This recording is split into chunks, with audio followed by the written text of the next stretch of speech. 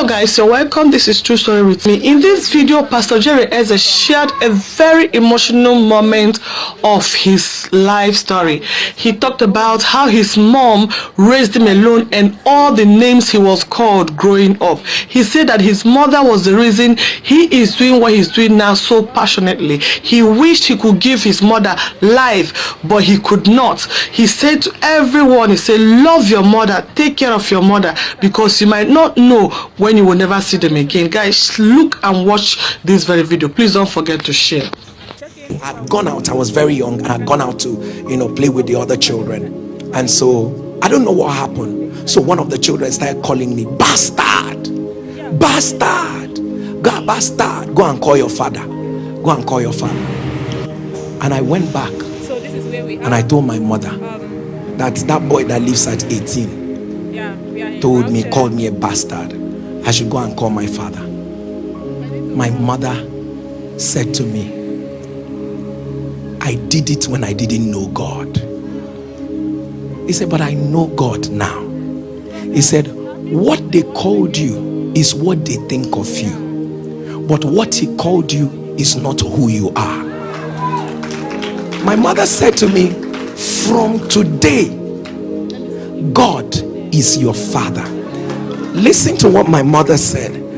My mother said to me that his own father cannot give him everything he wants, because his own father does not have everything. He says, but your own father has everything and can give you everything. From that day till today, I don't even care who is who or who is not who. And I want to use this to encourage every single parent here. Never feel I can't raise a great child.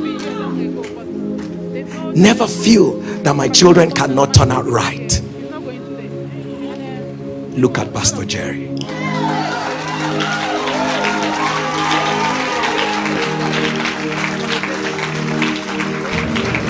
And the truth is that it doesn't even matter what happened when you were in ignorance.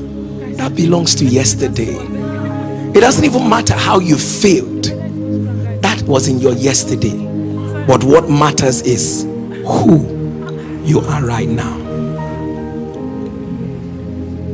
Take your seat.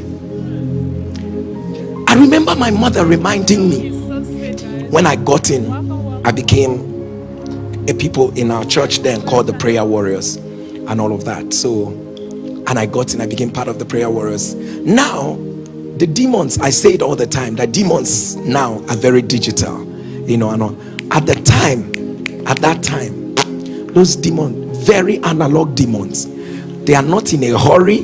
They do all kinds of things. There's a lot of drama and all of that. It is not now. Then in that former church, they used to pack mad people for us.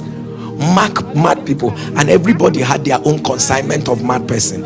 So as you are coming, they are writing like your name and all of that. Jerry has 3 mad people under him. So, and the thing is that it was a church where there was so much. Growing up in the right place helps you a lot, where you don't have to explain why the demons did not leave. They say that your spirituality has gone down if you do not produce evidence of how the demons have left those people. So it was literally a deliverance ministry, and then this was exactly what we're doing. My mother was not in that Prayer Warriors department. She was not.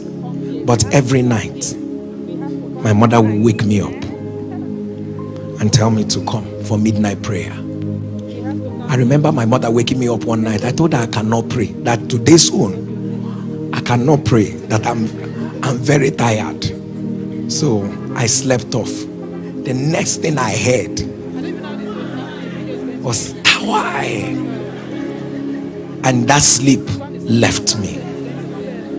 And my mother told me that, I'm paraphrasing, I'm not saying it exactly, that who goes for war in the morning and sleeps through the night?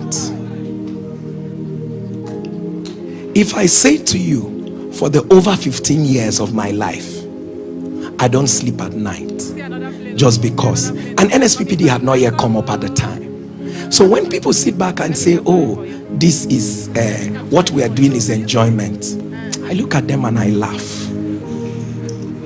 I am sold out for this. I wish I will even have the time. When you pray through the night and you do ministry in the morning, the puzzle, my wife will tell you, this has been our life all to the time we've been married. And then you pray, and then you do, and it's been that way. And I want to tell you, it was my mother that started this thing. He said, you cannot have war in the morning and you are sleeping in the night. She pushed me into what it means to be an intercessor. She pushed me what it means to pray and all of that. Let me say this. I'm sure in my mother's mind, she didn't know, will this stick with this child? Will he forget it at some point? Would it be, don't call your children children. When you relate with your children, you are not speaking to their mind. You are talking to their spirit. A child can be distracted, acting distracted, and all of that. Please don't allow the distraction distract you. You are speaking to the spirit of the child. When your children are at sleep, open the scriptures, read over their lives, declare over their lives. No matter what your children are doing, speak. My mother was a master in prophetic action. And I said it at the last women's program where I was speaking, and I said to them, my mother would, while she is frying in the kitchen and all of that, in a local kitchen, our local kitchen, with all that fire and all of that. So when I come into the kitchen, my mother would drag a stool, those kitchen stools, in the kitchen, and told me that I should sit at the seat of the kings. That I should sit at the seat of the kings. That this thing I am sitting now, where I am sitting now, is the seat of. Everything is prophecy for my mother. She prophesied over everything. Things that made sense, things that did not make sense, everything is prophetic. People of God, every mother here, you have the pictures of your children. Prophesy. If you find their clothes anywhere, prophesy. Anything that is happening, prophesy. And I don't forget, and I just remembered it. Ordinary wooden kitchen stool. My mother called it seat of the kings. Why don't you call your own child's dress of the kings? Find something, and because they cannot fail. They cannot fail. They cannot fail. If you see when your own destiny came under attack, you can imagine what your children are going through right now. And half of it they are not telling you. Half of it they are not telling you. And I say this because my mother taught me, and my mother will tell me, don't eat when you go to people's house. That time, don't eat when you go to people's house. It's not.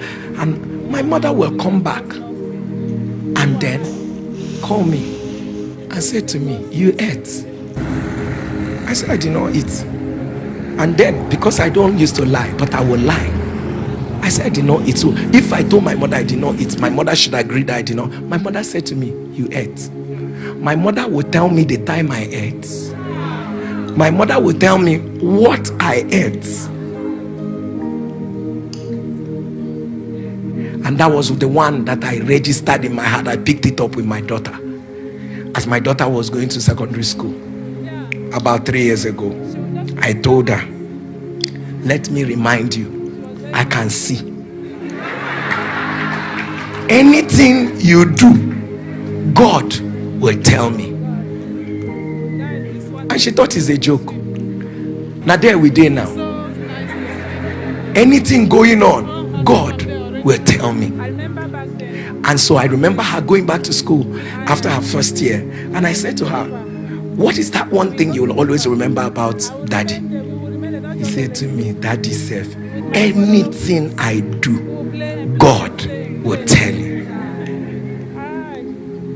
And I remember her guardian making reference to that and all of that, that Samara will say to her and all of that, that my daddy can hear God though. I cannot do anything now, because if I do, God will tell my father. Beyond that, father, mother, can you have a relationship with God that God can tell you when your children are struggling? Can God even tell you what is about to happen in the future so that you can forestall it? It will not meet you like an emergency. Am I communicating? You know, there are things that happen in my life now. I know I pray, but there are some that will happen. I will tell myself, that's my mother's prayer. I know I pray, but there are things that will happen. When you see the way they will play out, I sit back and say, Kai, that is a broken woman's prayer. That is a broken. There was something I've always shared this with you, how my mother, I got a job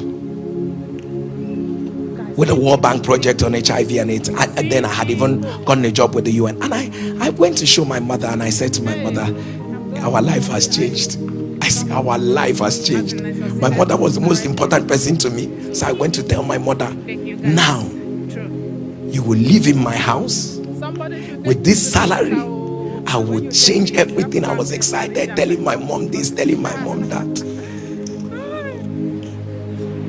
My mom was so uninterested. I told her, why? She said, everything you are telling me is not what God told me about you.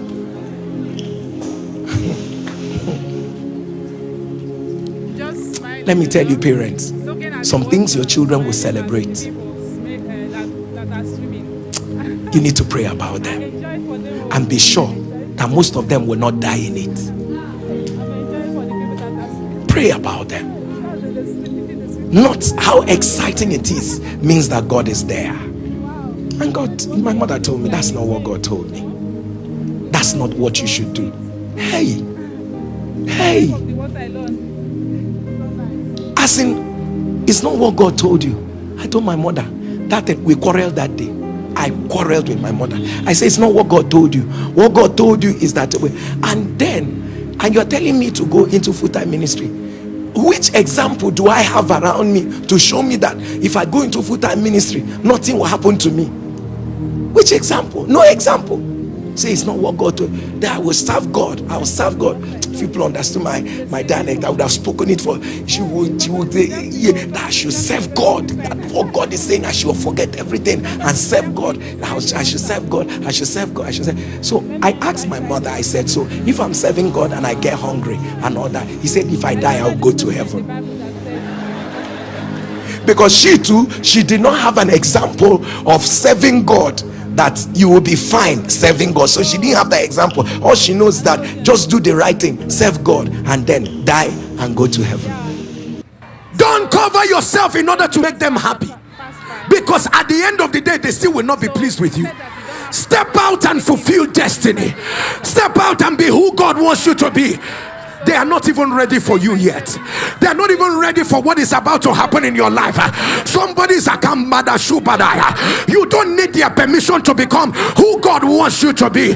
People of God, whether they like you or they hate you, it is their business. But one thing they can be sure is that the person who came to this service, I am done covering myself. I'm done covering my ability. I'm done. The Bible says, I and the children the Lord has given to me, we are for signs and wonder. Somebody thunder, no more covering.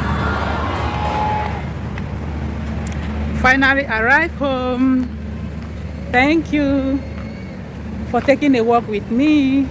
Thank you for strolling with me with that hot sun. So we'll see again, okay, in my next video and your own next video. Love you.